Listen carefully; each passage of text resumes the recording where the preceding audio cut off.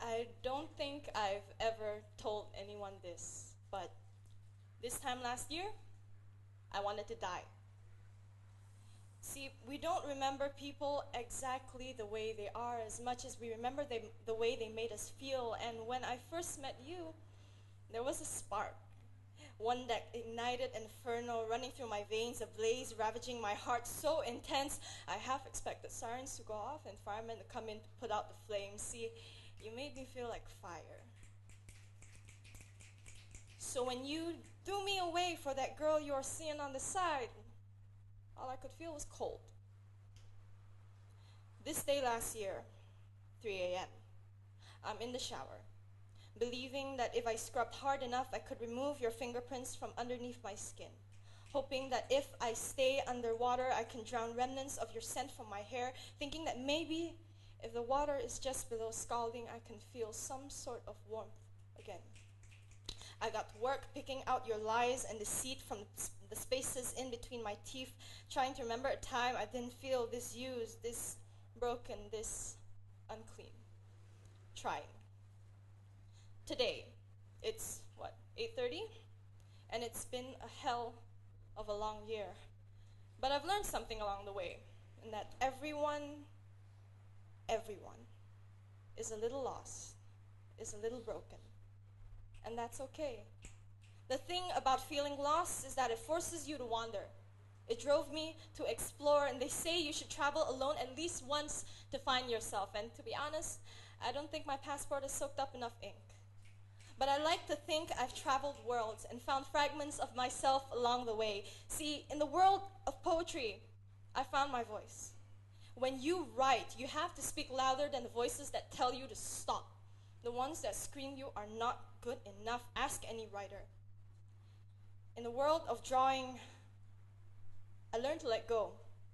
Shame and guilt are hard to carry, and hands can be used for better things than beating yourself up. In dance, I found that freedom lies in the art of movement and control. See, the formula of a good dancer is 20% physical prowess, 80% good mentality. And picking up choreography is a matter of mimicking and repetition, so I surrounded myself with beautiful souls. Mimic the way they move with quiet strength, grace, dignity. Took the words, I am enough, repeated it so much it became embedded into my bones. See, picking up self-love is a lot like picking up choreography. Last but not least, in these communities, I found the best version of myself reflected in the eyes of people around me. This poem is many things. It is also a love letter to the beautifully broken souls I've met during my journey, the wanderers, misfits, weirdos. Don't listen to anyone who tells you to quell your special brand of insanity, because when I felt like an insignificant seed, you looked at me and saw flowers, buds, great billion trees. You saw the potential for everything I can and could be. I believe that seeing potential in others can make all the difference, because it happened to me. I was taught how to see.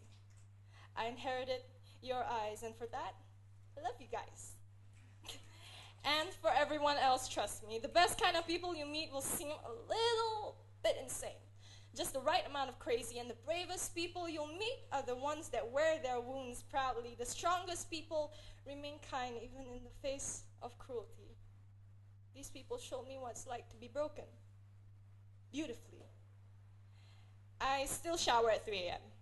and I still tear up at sad movies. The point is, I'm obsessive, I'm neurotic, I'm sensitive, and I'm not always happy.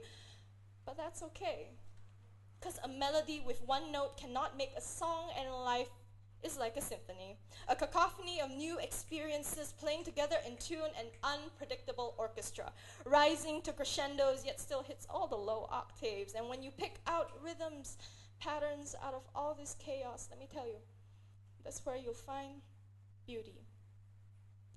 They say if an artist falls in love with you, you become immortal. This is true.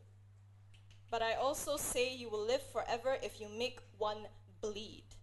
And I have bled broken syllables of you onto the pages of my diary. Here the hands of time will not touch you. But every single story needs an anticlimax, and that's all you'll ever be. Not my ending, just a footnote in my story. And after writing about all this heartache, love, friendship, grief, I think I'm finally ready to close this chapter. After all, they say a phoenix is twice as strong after it has been reborn. So screw you. Yeah, I know, right? But change, no matter good or bad, is always scary. I met someone along the way, and he tells me, you know you're doing the right thing when it's both scary and exciting at the same time, because this time last year, I wanted to die. Today, I think I'm ready to live, not just survive. Thank you.